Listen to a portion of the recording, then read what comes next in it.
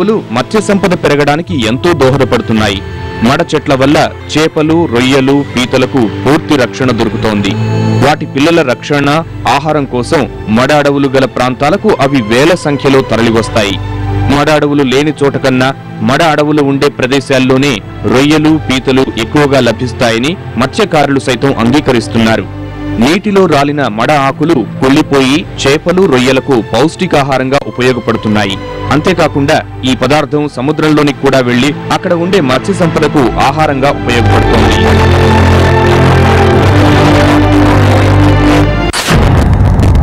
ఎక్కడ మరణాలు ఉంటాయో ఆ ప్రాంతం అంతా కూడా మత్స్య జాతులకి పునరుత్పత్తి కేంద్రాలు ఇవి.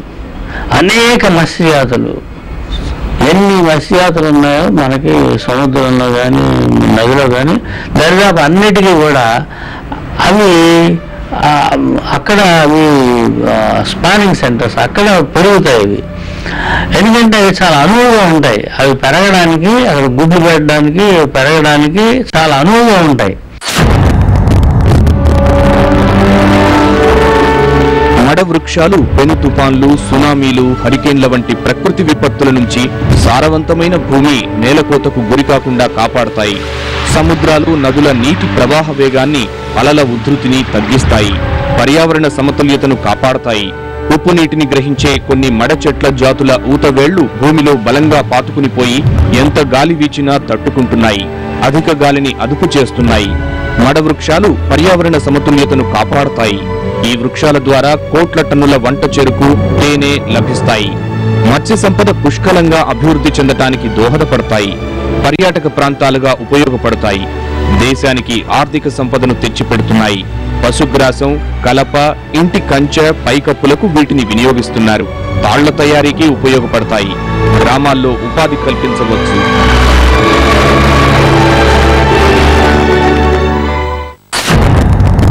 ఎవరన్నా ప్రైవేటు సంస్థలు, కొంతమంది పర్యావరణ కార్యకర్తలు వాళ్ళ ఇది తప్ప ప్రభుత్వ పరంగా వీటి సంరక్షణ ప్రాధాన్యం గురించి చేస్తున్నటువంటి కృషి ప్రాక్టికల్గా ఏమీ లేదని చెప్పాలి. ఈ మొక్కలు ఇవి చాలా వేగంగా కాలుతాయి.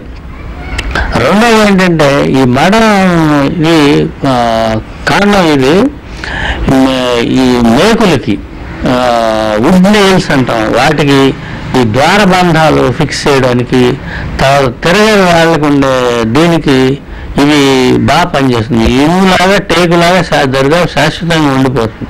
ప్లస్ వంట చెరుకు కోసం ఇష్టం వచ్చినట్టుగా వీటిని ఉపయోగిస్తూ ఉంటారు. ఏవేచ్ఛగా నరికేస్తూ ఉంటారు.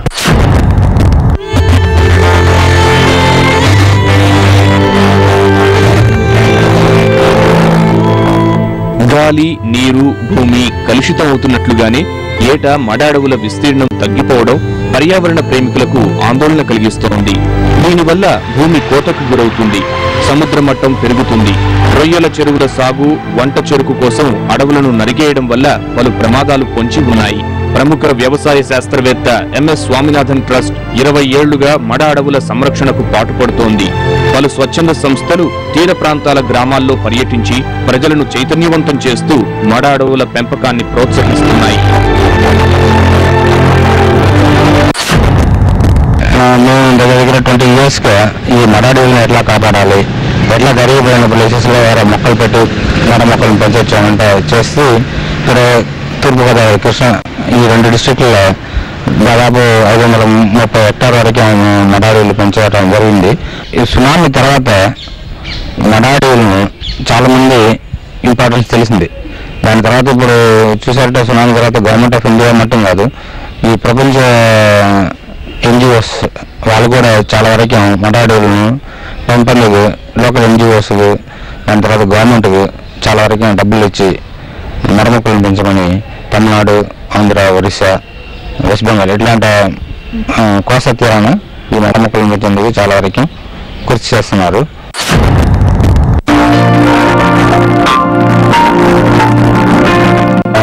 వృక్షో రక్షతి రక్షితః. చెట్లను రక్షిస్తే అవి మనల్ని రక్షిస్తాయి. ఈ మడ అడవుల ప్రాంతాన్ని అటవీ శాఖ ప్రత్యేకంగా సంరక్షిస్తోంది. కోరంగి అభయారణ్యంగా దత్తత తీసుకుని మడ చెట్ల బాధ్యతను తీసుకుంది. ఔషధ గుణాలు కూడా కలిగిన ఈ చెట్లను కాపాడుతోంది. పర్యాటక ప్రాంతంగా కూడా దీనిని అభివృద్ధి చేస్తోంది.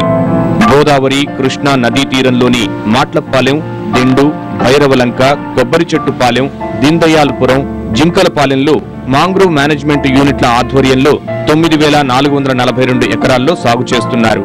మాంగ్రోవ్ మేనేజ్మెంట్ యూనిట్ల ఆధ్వర్యంలో గ్రామీణ స్థాయి స్వచ్ఛంద సంస్థలు వీటి అభివృద్ధికి కృషి చేస్తున్నాయి.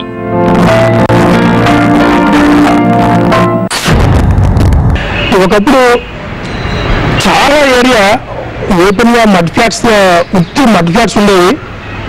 అయితే జాయింట్ ఫారెస్ట్ మేనేజ్మెంట్లోను, కమ్యూనిటీ ఫారెస్ట్ మేనేజ్మెంట్లోను, అలాగే సెంట్రల్ స్పాన్సర్ స్కీమ్లోను ఈ ఏరియా అంతటిని కూడా మనం డెవలప్ చేయడం జరిగింది.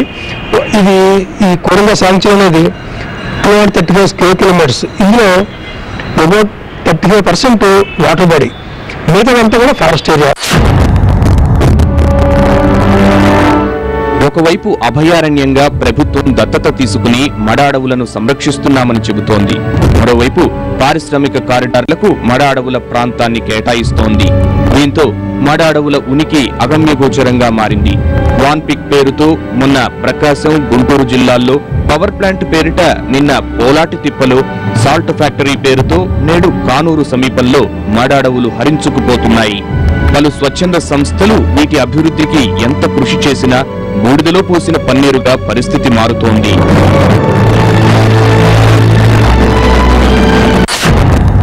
ఈ ఎన్విరాన్మెంటల్ పాలసీ ప్రకారం ఈ మగడలో ఉన్నటువంటి సెన్సిటివ్ జోన్ ప్రాంతంలో ఇండస్ట్రీస్ ని స్థాపించకూడదు.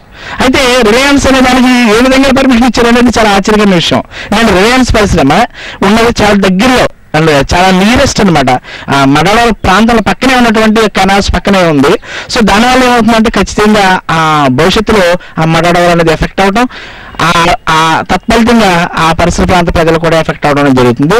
దీనికోసం ప్రభుత్వం ఈ అన్నిటిలో సెన్సిటివ్ మగడవలు ఉన్నటువంటి ప్రాంతాన్ని సెన్సిటివ్ జోన్ కింద ప్రకటించి వాటిలో ఇండస్ట్రీస్ ఏమీ స్థాపించకుండా వాటిని పరిరక్షణ కోసం కృషి చేస్తే బాగుంటుందని నా అభిప్రాయం అండి. ప్రకాశం, గుంటూరు జిల్లాల్లో ప్రతిపాదిత ఓడరేవు నిజాంపట్నం పారిశ్రామిక కారిడార్ వాన్పిక్ భూసేకరణలో దాదాపు 2,000 ఎకరాల మడ అడవులు కనుమరుగయ్యే ప్రమాదం పొంచి ఉంది. ఎప్పటినుంచో గుంటూరు జిల్లా నిజాంపట్నం సముద్ర తీరంలోనూ, ప్రకాశం జిల్లా చినగంజాం మండలం పల్లెపాలెం తీరంలో మడ అడవులు విస్తరించి ఉన్నాయి. వాన్పిక్ భూసేకరణ చేసే 28,000 ఎకరాలను ఆనుకుని ఈ మడ అడవులు ఉండడంతో ఆ సంస్థ కన్ను వీటిపైన పడింది. నిజాంపట్నం ఉంది, నిజాంపట్నం యువతల అడవులు దిగి ఉంది. అవన్నీ కూడా చాలా చక్కటి మడ అడవులు. కానీ కాలక్రమేణా అలాగే బాపట్ల దగ్గర, చీరాల దగ్గర ఉండేటువంటి ప్రాంతాలు ఉన్నాయి, అక్కడ మడ అడవులు ఉన్నాయి. వాటన్నిటినీ కూడా విధ్వంసం చేసి ముఖ్యంగా బాపట్ల, చీరాల ప్రాంతాల్లో నిర్మూలించి కొబ్బరి తోటలు అవి వేశారు.